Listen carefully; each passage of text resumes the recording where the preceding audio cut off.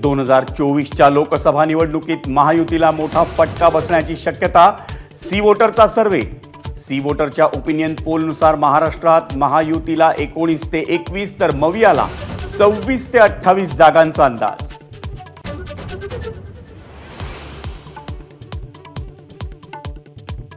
सर्वे कुठलाही असो, देशात हवा फक्त मोदींचीच। एबीपी सी वोटरच्या सर्वेवर उपमुख्यमंत्री फडणवीसांची प्रतिक्रिया। लोकसभेत भाजप 40 पार जाणार, फडणवीसांचं वक्तव्य।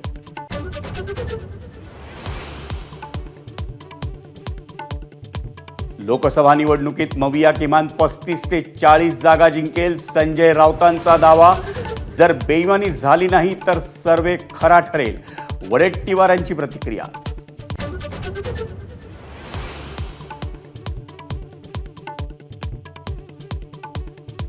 शिरूरमधून उमेदवार जिंकून आणणारच, अजित पवारांचं अमोल कोल्हेंना खुलं आव्हान।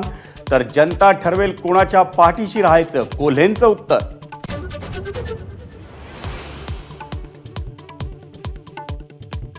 छत्रपती संभाजीनगर लोकसभेच्या जागेवरून अंबादास दानवे आणि चंद्रकांत खैरेंमध्ये तू मैमय।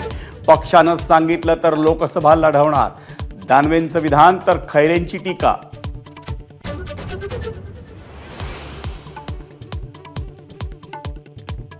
रामलल्ला तुमची प्रॉपर्टी आहे का, या उद्धव ठाकरेंच्या टीकेला फडणवीसांचं उत्तर।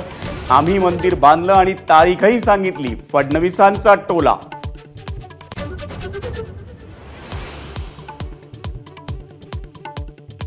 मी नव्या लोकांना प्रोत्साहन देण्याची काळजी नेहमी घेतली, शरद पवारांचं अजित पवारांना प्रत्युत्तर।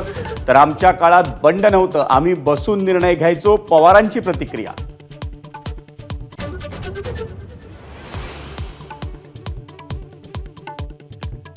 लवकरच वंचित बहुजन आघाडी आणि महाविकास आघाडीमध्ये बैठक।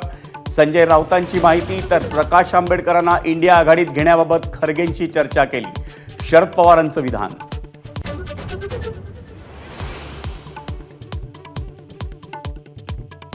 हरिभाऊ राठोड यांचा राजकीय आरक्षणाचा फॉर्म्युला मनोज जरांगेंना अमान्य।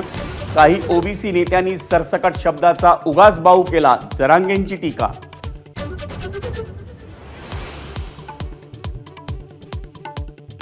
सलग सुट्ट्यांमुळे तीर्थक्षेत्रांवर भाविकांची मोठी गर्दी।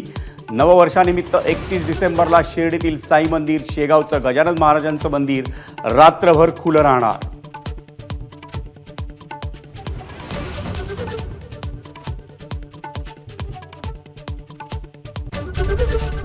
एबीपी माझा, उघडा डोळे बघा नीट।